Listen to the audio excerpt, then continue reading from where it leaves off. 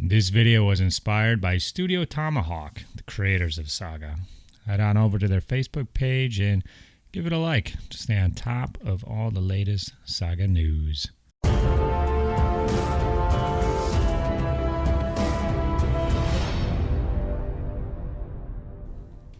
Hello Warlords, welcome to Saga Thursday. I'm your host Rodge. As always, a new age is upon us, friends. The Age of Magic, coming out April 22nd. This is a pre-release copy gifted to me by Alex Bouchel and Fred Michoud of Studio Tomahawk.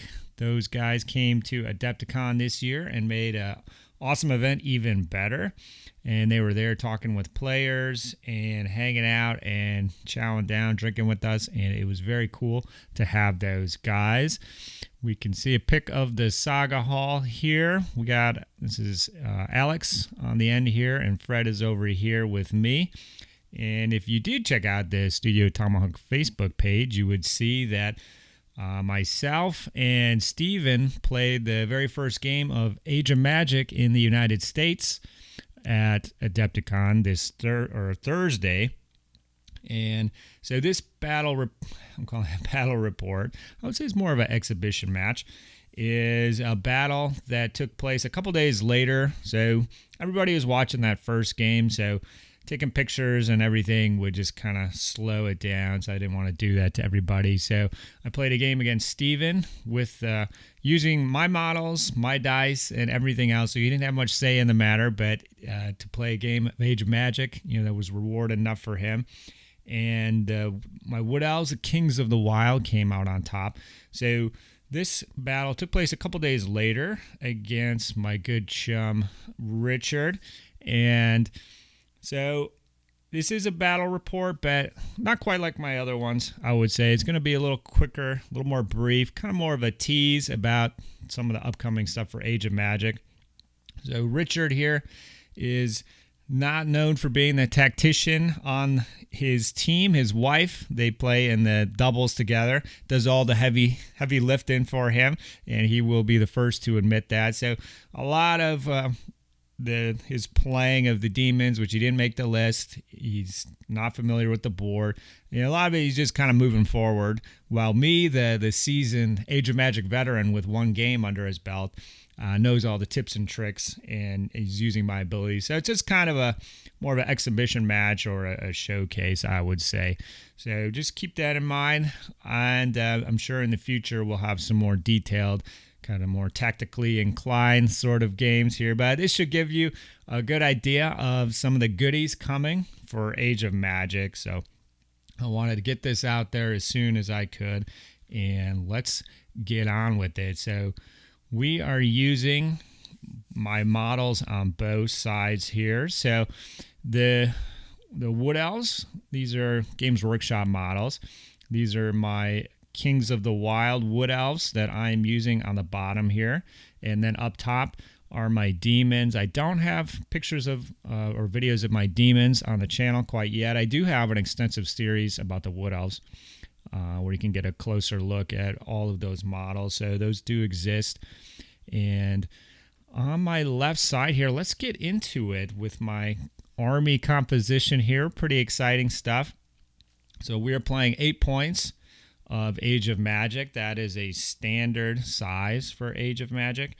And I've got essentially 3 points of warriors, 2 points of Hearthguards, 2 points of monsters, and 1 point for a sorcerer. So hopefully that adds up to 8 if I did everything correctly.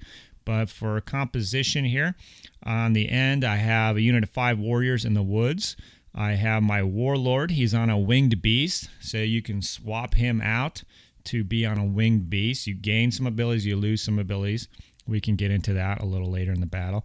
I have a Behemoth monster. That's a type of monster that he has more attacks than the other monsters, but his armor's a little lower, so we can talk about him as we get into it. I've got Hearthguards here. I'm using my Dryads as Hearthguards. I've got 2 units of warriors with bows. This one is close to max, I think 11 points. I have my sorcerer, And I got a few spells picked on. I'm probably not going to get too deep into the spells today. I actually don't use them that much in the battle here. And on the end, we have a Titan monster who is a little tougher and a little slower. Movement short, but armor 5. And up top, we've got, let me see if I can get a better angle on some of Richard's goodies here. So he is using some of the ogre-sized creatures. They're called creatures in Age of Magic. So he's got a unit of warriors with heavy weapons with a unit of 2 quadruped creatures in front of that.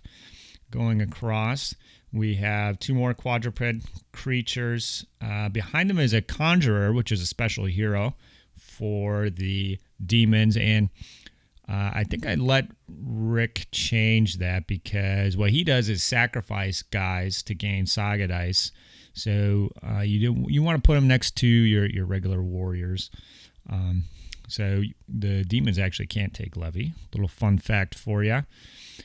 Going across, let me see if I can get another better pick. All right, we've got more warriors, and then the Warlord is on foot. He's hiding behind this big guy here.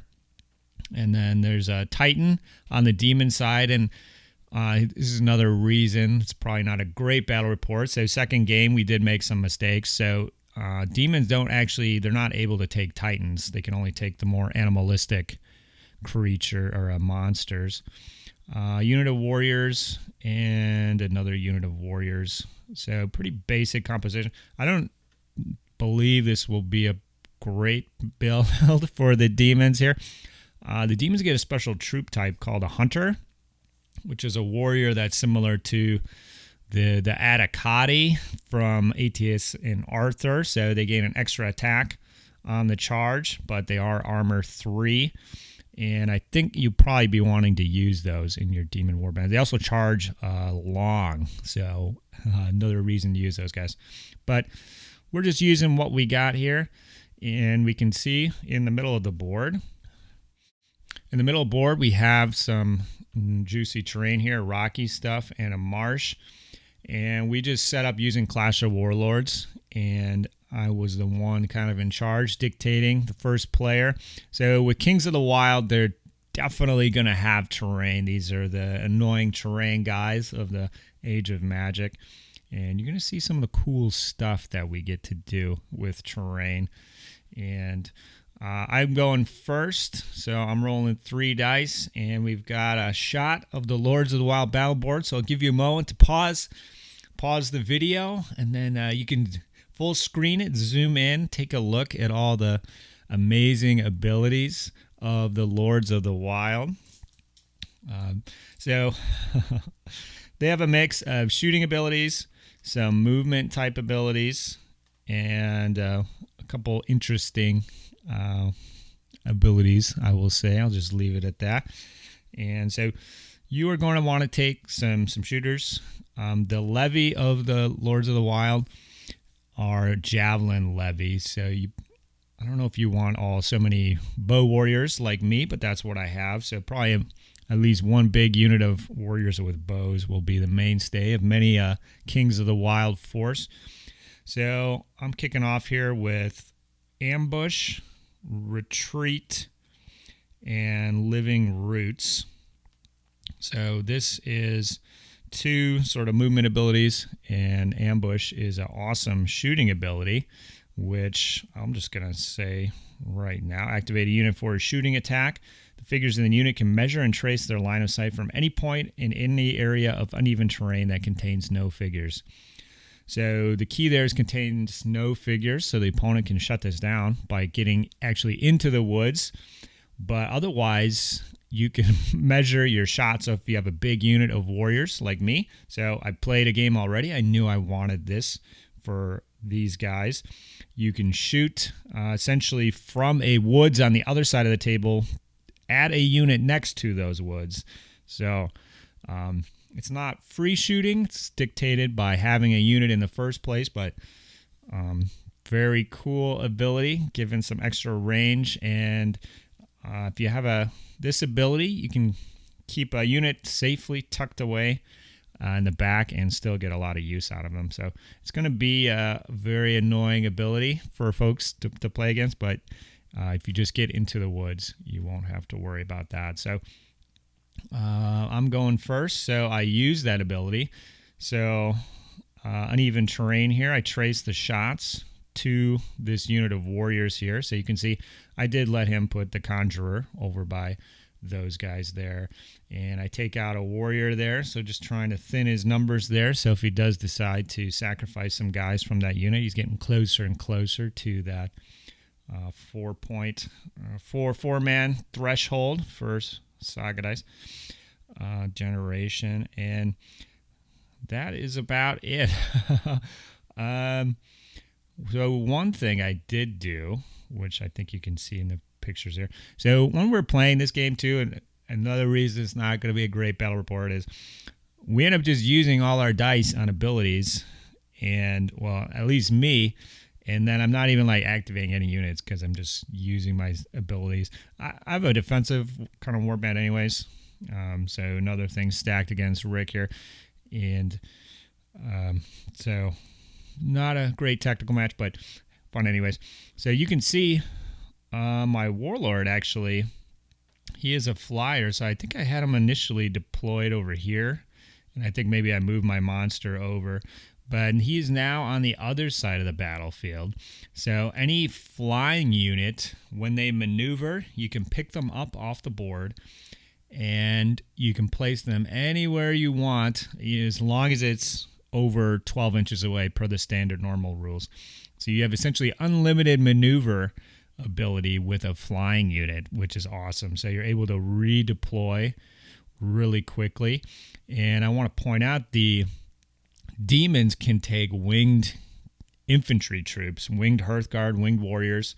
So that is awesome. You're definitely going to want to get some harpies, furies, whatever type of creature you want for your demons, but that's a really cool ability, really powerful to redeploy like that. So I redeployed my Warlord all the way over to the other side for free, kind of moved my critter back here just in case he comes around the swamp there, but otherwise that's going to be it for my turn. So this is a shot of the battlefield, and let's get on to Richard's turn. I don't believe, I'm not going to show the demon board as there wasn't too much going on here. So on Richard's turn, he ends up moving these small unit of quadrupeds here. He wants to engage my unit of archers on the bottom here, and I'll explain the sequence of events related to that. So quadrupeds, each of those guys has 5 attacks each, so all of the creatures have 5 attacks each. You get 2 of them for 1 saga point. They have resilience 1, so they absorb hits like a warlord. And quadrupeds actually are movement long, so they're armor 4 and it's reduced to 3 against shooting. But otherwise, the kind of the foot slogger version, the bipeds, are the same as the quadruped version. And so what happened here was he actually moved across a full 12 inches, and then he wanted to charge my archers. I popped the retreat ability, so after an enemy activation was declared before it was resolved, I can activate a unit within short of an area of terrain, so it doesn't have to be in the terrain, and without fatigue to move. So actually I just moved them back, and we weren't sure at the time exactly how the fact worked, but so he would have declared a charge on the warriors in the woods, specifically stating them as the target. So me moving back would have just canceled that activation. So for people trying to follow the exact saga rules, we couldn't remember exactly if they could like declare another target or not. So we said that he could go into the Hydra here, which may or may not be the best move for him. So what I would have wanted done to follow the rules was just move the Hydra in front of these creatures here. But in any case, wouldn't have been a good move for Rick, even if I let it happen, because the quadrupeds essentially count as cavalry. So when they go into the woods, they would take an additional fatigue at the end of it.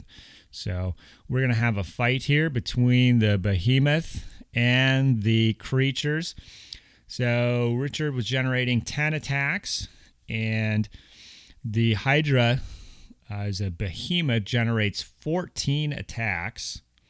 And so we roll it out. He had a fatigue on him for being the second activation. I believe I used it to hit him on 3s. I didn't roll that good. He did 6 hits on me, and I did 6 hits on him.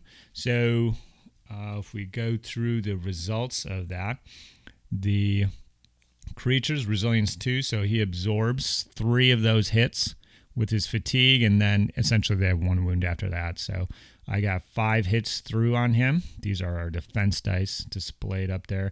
So he's wiped out, and the monsters have resilience of 2. So, well, I don't know if I did this right here, but anyways, So I took 3 wounds, and so 2 were absorbed with resilience 2, so that's 1 fatigue. Another wound is another fatigue, and then I end up with a fatigue at the end of combat. So I have 3 fatigue on my monster here. Now the monster has a rule called imposing, which all the monsters get, and he can go up to a fatigue of 4 for exhaustion limit. So he can actually take another 2 more wounds, and then after that, then he will go down. So the monsters, big beefy guys, but on the flip side, they cannot be activated using advanced saga abilities, and they cannot benefit from advanced saga abilities or trigger advanced saga abilities, sorry. So they're like mercenaries from the other editions of Saga, where they've got powerful attacks, good defense.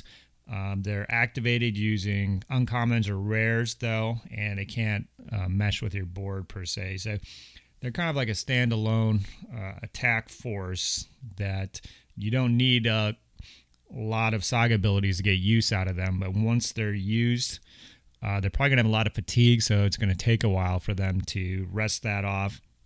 You can use magic, perhaps, to get rid of some of those fatigues. And then get back into the fray. So it's going to be an interesting mechanic between the monsters and your board as far as what you want to do here. So on the other side, Rich is moving up his warriors, and he's got his big guy, moved him into the rocks here. So he will not be able to receive shots from me from those rocks. And I can't do my tricks with those rocks. You can see he moved his warriors into the trees on the other side to prevent the same thing from happening. So that's probably something that will be happening frequently when folks are playing Kings of the Wild.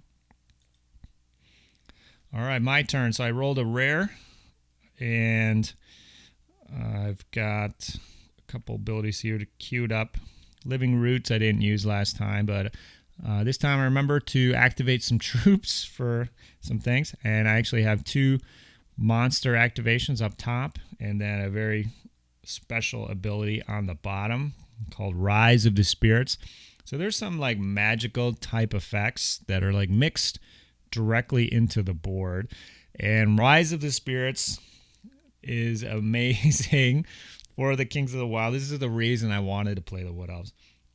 So Rise of the Spirits is a orders ability that uses a rare and a common. So it's gonna, if you want it to happen, it's gonna happen. Choose a small area of uneven terrain with no figures in it within medium of one of your units. Until the end of the turn, it becomes a Titan under your control. If this Titan's eliminated, remove the area of terrain. So I use that ability on this swamp here. So this swamp came alive, and giant fists of rage started beating into the creatures here.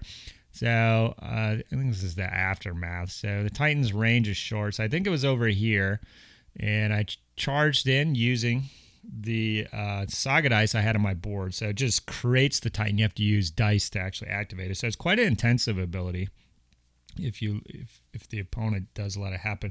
But Essentially, free hits in Saga are amazing whenever you can get that to happen. So this ability is awesome. It's good.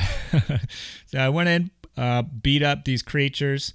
Just did two wounds, maybe one wound. I don't know what exactly happened there. So a Titan has 12 attacks. So that's kind of the giant version of the monster with armor 5. So I don't think he did any wounds back to me, but I retreated with a fatigue. And so you've got free attacks with this Titan. You can just move the Titan. So my first game, I just moved. I beat up a unit, and then I moved in front of another unit with this swamp just in the way. So Steven had to move guys into the swamp here to stop me from turning it into a Titan. So just a great ability. If they do kill it, it does disappear. So you got to be careful. I wouldn't want my delightful swamp here to disappear, but such a cool ability. I'm sure each board has some funny stuff like that. Moving over my sorcerer here. So at this point, I remember the sorcerer has determination and can move around, sort of like a hero on foot. Yeah, I don't know what I'm up to, but I'm going to do some shooting, take out a unit, a warrior on the end here, and then I'm going to charge my Warlord in there. So let's talk about the Warlord on the beast option. So many factions will be able to take this. What else can make it a winged beast? So basically that just gives him the flight ability, reduces his armor by 1 against shooting. So he's kind of like a cav in that respect. So if you mount your Warlord on a monster, he gains 2 attacks. He gains resilience 2. He gains the imposing ability, which is the ability that lets you take your fatigue up to 4. So you can see after this combat here, he has 3 fatigue on him, so he's not exhausted yet. On the downside, you lose the bodyguards rule. So if your Hearthguards cannot take hits for you, and you lose the we obey rule. So he still has determination. He can activate himself, but you won't be activating other units. So you're losing some utility there, but we can see he just did a number on these guys here. And so I think Monty Roll on a monster is pretty cool. Times you want to do it, probably times you don't, but very cool option. And so I charge him into this unit of warriors here. I think I killed 5 of them, and then maybe took a wound and back. But Resilience 2, if you're playing Saga, you know Resilience 2 is amazing. So I think that is a great defensive ability. And then, so he's not even exhausted yet. And I believe, yeah, I still had 1 activation left, so I brought him back. Richard decided not to use his fatigue to cancel it or slow him down. So there's only 1 fatigue in the photo there, but the other 2 are off camera. But at this point, I'm using some magical powers. So we haven't talked about magic yet. I'm not going to get into it too much. It's going to add some length to this video, which we may or may not need. But suffice it to say, my wizard laid on hands on my Warlord and removed a fatigue from him. So it's great magical spell. And there's a couple of fatigue removing spells that are probably going to be really great for many of the factions out there. So spent some of the magic dice. You just get some magic dice every turn that you can use. So not even going to be out of the fray. Obviously, I'll be able to cast that next turn, combine it with a rest, and probably get back into the action relatively quickly, which I think was my original plan with these monsters here, is to use the wizard's healing ability combined with the rest to get them back into the fray a little quicker.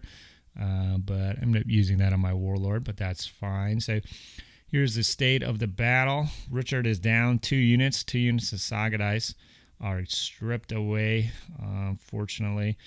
And he's just going to kind of plug along here, being a good sport. Not quite sure what he wants to do, but just moving forward with his guys, doing the best he can. We can see just moving forward with the lads as best he can. So I've got some abilities queued up here. I've got some Fury up top there. Let's talk about that one. I'm not sure if you can actually read these in the video or not, but it's a melee or shooting ability. Gain 2 attack dice, or 4 if you use a rare. And you could also discard one of the enemy's fatigues to gain 3 additional attack dice. So in melee, you may or may not do that, but in shooting, that is awesome because normally you cannot even use the enemy's fatigues to mess with them. So powerful ability again. All right, so using my magic dice here on my turn, healing up the big guy. And I think I comboed that with the rest. So rest in the big stuff here. Shooting from the swamp again at his hounds. So he decided to leave the hounds back here, these creatures, and he put them in the woods despite causing an additional fatigue since he essentially counts as cavalry. He just wanted to lock down this forest here. Didn't want it to come alive and start pummeling his guys. I think he saved both of those. It looks like we might be engaging in an epic struggle here, but I didn't quite have enough move to engage. As you can see, I'm a little short. So the Titans move short. That's their kind of weakness. So we're just hanging out on the rocks there. And there's no terrain advantage for either of us. The big guys do not benefit from cover. Redeploying my Warlord again. I think I just did a move here. So you can see with the rest, I don't know if I forgot to take a fatigue over, but it looks like he's fresh. I don't know. Might just be cheating. Yeah, so I do have a fatigue on him still, but you can see I'm poised to do some damage on the left side here. And on Richard's turn, he moves in. So it's just going to be essentially a straight dice off since the monsters do not get to trigger Saga abilities. Now, I believe the demons do have some kind of orders type abilities that could buff their monsters. But this is just a straight dice off here. So he bounces forward and bounces back. The warriors move up. Yeah, I think we maybe did a couple hits to each other in the middle. But the warriors coming up, finally looking to engage. And Richard, bless his heart, he's going in. He's finally looking to get some kills. And he's going to use an ability called Doppelgangers, which Steven was trying to use this against me the entire game, but it never quite worked out.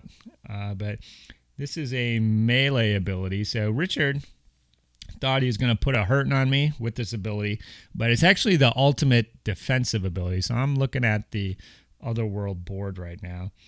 And it's called Doppelgangers. Takes 2 uncommon dice, and your opponent replaces all their attack dice with defense dice. So as the demons charge in here, they transform into wood elves, essentially. And then nobody knows who to attack who, and so nobody's attacking anything.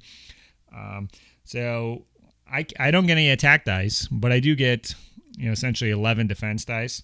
So it's just going to basically nullify this combat. So Richard didn't quite work out the way that Richard thought it would, but it's an awesome ability, and it's going to shut down some combats for sure. This would be great to combo with that hunter unit who can go in 2 attacks on the charge, and then when they're sitting there on the opponent's charge, they charge in to try and hit them with armor 3, and you're just going to completely nullify that. So that's a really cool ability.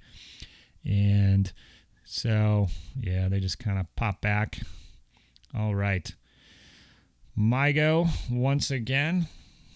And I've got Poison Blades up there with 2 dice. So this is a cool ability I'll talk about. If your unit has ranged weapons, it gains 4 attack dice. This is a melee ability. So quite a few of these melee abilities are kind of have weird additional buffs for ranged weapons or units with low armor. So it's kind of definitely meant to play with warrior archers. Otherwise, if you don't have ranged weapons, you gain +1 bonus to your attack dice. So that is what I use. on these nasty demons here, and my Hearthguard. These are my Hearthguard charge forward. So 16 attacks, hitting with +1s will completely wipe them out. But I do suffer 3 casualties myself, and some shooting takes out the creatures up top, and on the other side, my Titan moves over and starts whomping on the warriors over here. So kind of the last hurrah, perhaps, of Richard here. So he just has to leave the fatigue. It's the age-old struggle of the warlords. Do you leave the fatigue on? Do you burn it? Do you keep your unit alive? So he could have used the fatigue to keep his guys alive, but then it's just making the Titan stronger and fresher. So you end up just leaving it on there and just taking the hits. That's going to be a real challenge with Age of Magic, deciding when you want to use that monster fatigue. So use my wizardry to remove a fatigue from my warriors. And I think I took some shots maybe at the big guys. So you can see not much left here in Richard's repertoire going against my boys. And he moves forward. I think he does a double move just to try and get some hits on the big guy. But unfortunately, I've removed too many fatigues. I think I had 2 or 3 turns to heal him up. And so he's just snacked on those guys. And I think this is about where we're going to leave it. I'm not sure how much more action we get in here. Do some shooting and shoot again. And I think a third shooting.